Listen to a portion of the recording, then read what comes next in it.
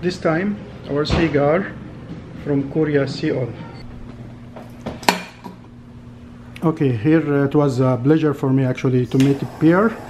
Pierre, he having his lounge cigar in South Korea. Okay, and actually I don't want to talk too much about Pierre. I will let him talk about himself.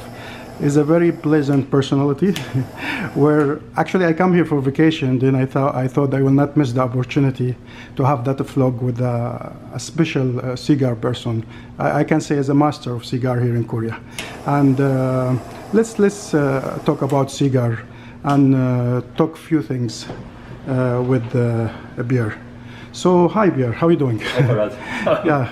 Obviously, as you can see, I'm okay. Yeah, you're great, you're great. Well, actually, what happened, I came here yesterday because I was looking for a cigar shop to smoke a cigar. And I know it's here in Ottawa. I found out in Google.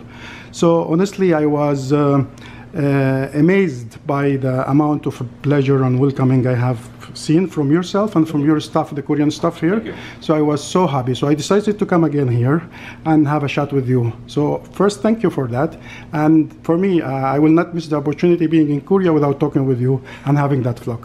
Thank you very much. So that's great for me. So what I will not ask you too many questions. Probably you are the one who will have to tell what you like to tell about your cigar shop. I know you have here. I know that you probably have a 2 cigar shop here. Lounge, probably you are the importer for Cuban cigar. I'm not quite sure. So if you can tell how you start your cigar life, your business, what you're passionate about cigar, why you like cigar, basically. Sure. Yeah. So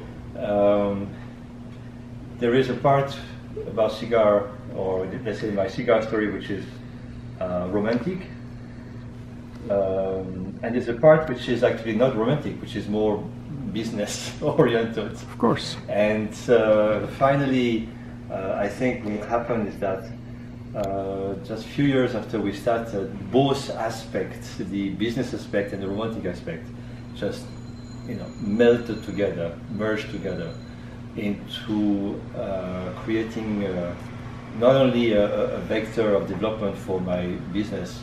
At the time we had quite, I would say, eccentric business. We were doing a lot of things in various industries. Okay.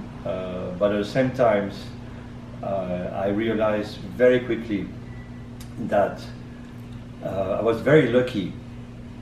Okay. If you believe that something is happening, outside the physical realm, that there is a kind of course. If you love something, you're probably attracted to yours, isn't it? By the law of attraction, yes, for sure. Exactly.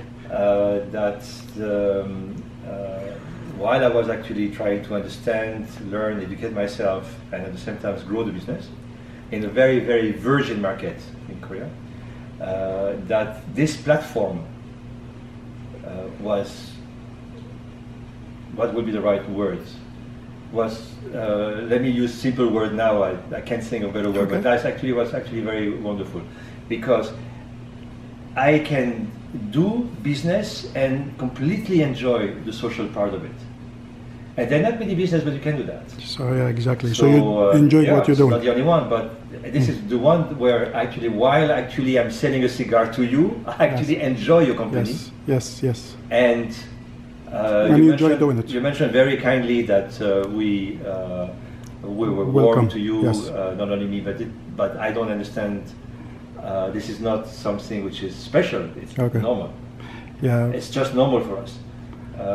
But we enjoy your company as much as you had a good time. Oh, that's great. And this is where actually, for me, like, who is going to open the door? Who is coming next? Yeah, okay. From which country? What's his story? Oh, okay. It's good to hear that. It's not only about the cigar, what you like, and boom, bam, boom. No, it's also about what kind of person is coming here. True. And these souls just mixing into a confined place, which all these souls coming and sharing time with me make this space, supposedly confined, actually unlimited.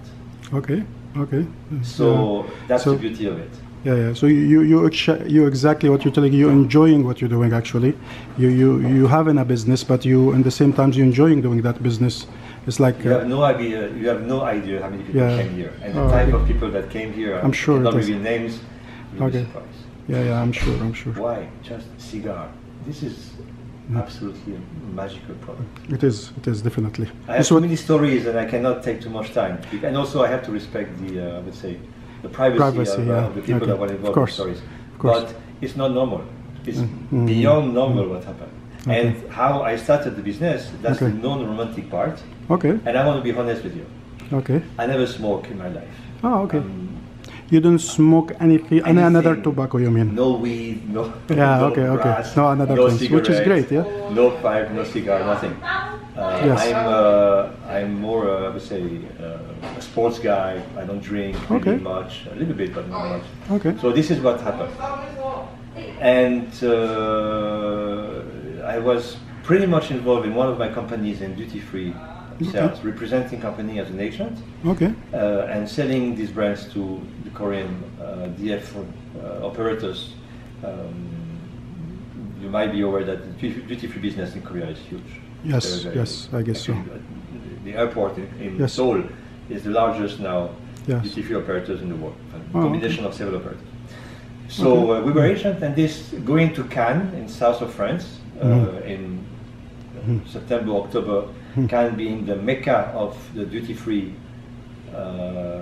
exhibition, in the world. This is the biggest one where everyone meets. Okay. Buyers, sellers, agents, and all the types of people, players. Then I was just fishing for new opportunities. Habanos was there.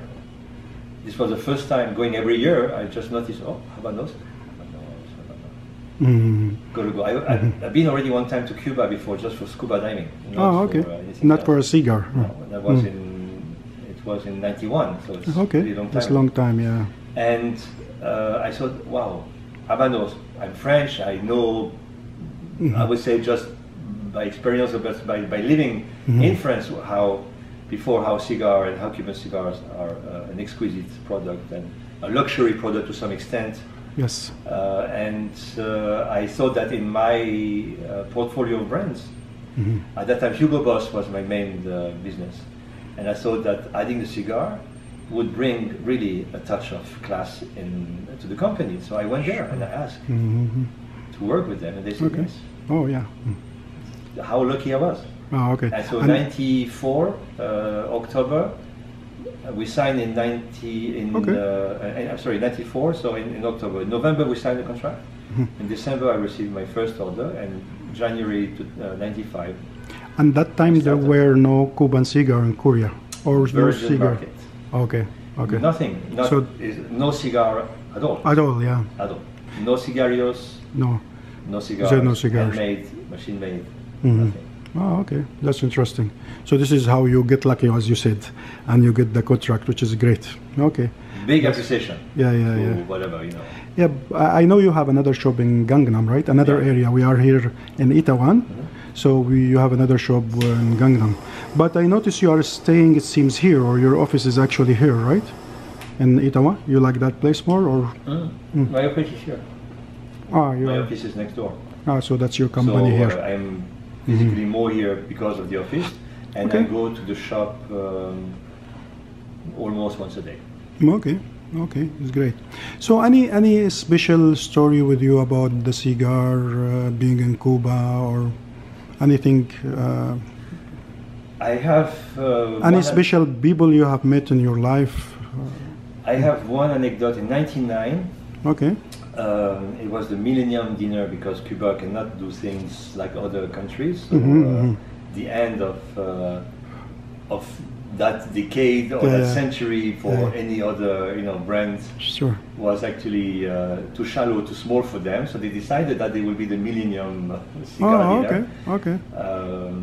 In every last week of February, Habanos organized a festival.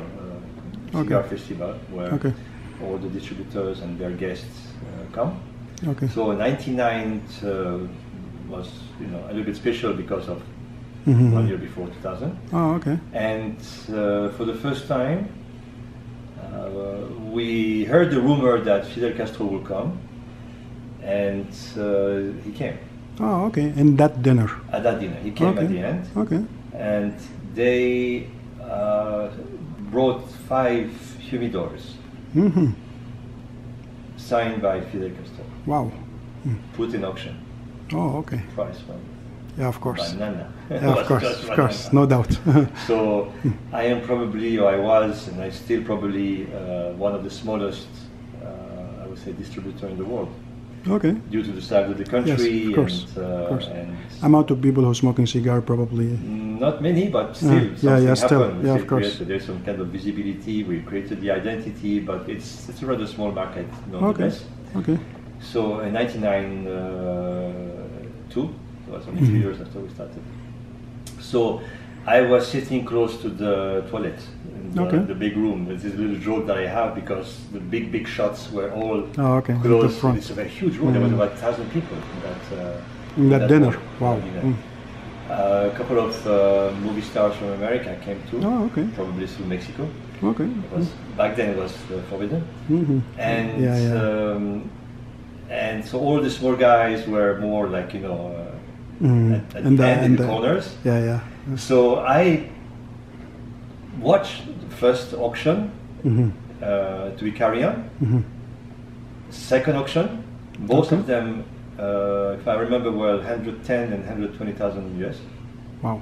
Were sold for the price. For humidor. And I knew by the face of those both gentlemen who actually were the highest bidder. And for the third auction, the third humidor, I started to bid. 30,000, 35, 40. Sometimes I had to really shout my name because I was so far, the guy couldn't see me. And then it just happened that actually I was the highest bidder. Okay, so you got one. So I $135,000. I was the highest bidder. It stopped there. How much again? Sorry. 135,000. Wow. Okay. I was sweating. Okay. It's of course, it's a big number. Yeah. For me. Yeah. So I have to walk and go to the stage basically to pick up. At least to be acknowledged was very nice, and shake hand with Fidel Castro, the two previous bidders did. Okay. And it's a little bit unusual. I'm kind of a shy guy normally, so I was a little bit trembling. I remember that while I was walking from really the end the side, to the stage, all these guys in like 25 different languages, because there are people from everywhere in the world. He says, Who is this guy? And they put a different word in between. Of course. So who is this guy? Yeah, who's this? We don't know this guy. Do you know him? No, I don't know. So and there I am. Oh, okay. So President Castro asked me in English, why you did that? Oh, okay. And I found the question quite interesting, awkward, but at the same time interesting. Okay. Why you did that? And I quite immediately answer. I say, Mr. President, I don't swim alone in the swimming pool. Okay. He looked at me and he says, I like that. And then he hugged me. Oh, okay. And that was really fun. Yeah, it was really good. Fun. It was worth it, the bid then, or the money you offer for that humidor. Yes, meaning that of course, you have that. I appreciate the fact that I am a distributor. Of course. I want to show my gratefulness and pitch back a little bit. That's great. I didn't tell him that it was over my budget, but... well, probably he realized that's why he asked you. Maybe. Yeah, probably he asked you why you do that. It's something so like... everyone in their life have this like 2 minutes or 3 minutes of that's if you can something, say so, I know what. That's something important. But it's unusual, Yeah, of course. Do you still have that humidor? Yeah, sure. Oh, is it here? No, it's not here. Oh, okay. Unfortunately, we cannot picture it, but I wish it's here. Anyway, maybe... It's on... surely on some kind of blogs or... oh, okay. I'll stop.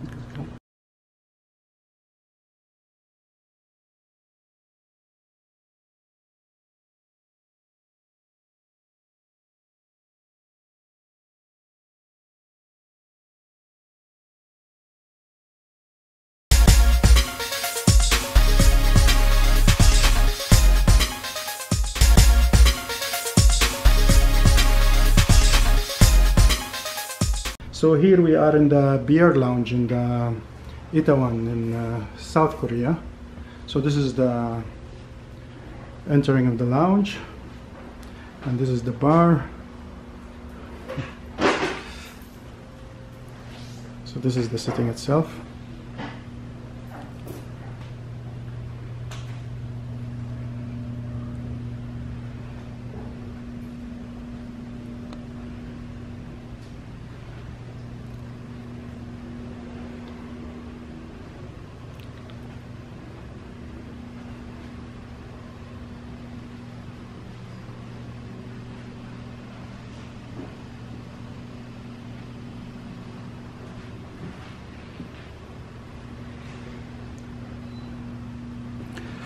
And here we have the humidor, managed by Che Guevara.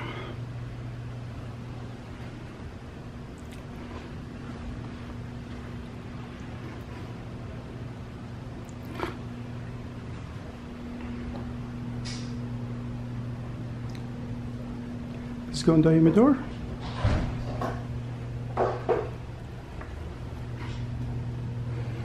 Okay.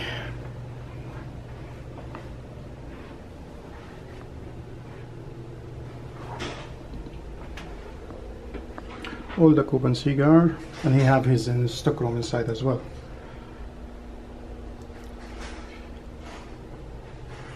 And you can see here some Asia Pacifico cigar, the bunch. Okay, Cohiba Maduro and the others.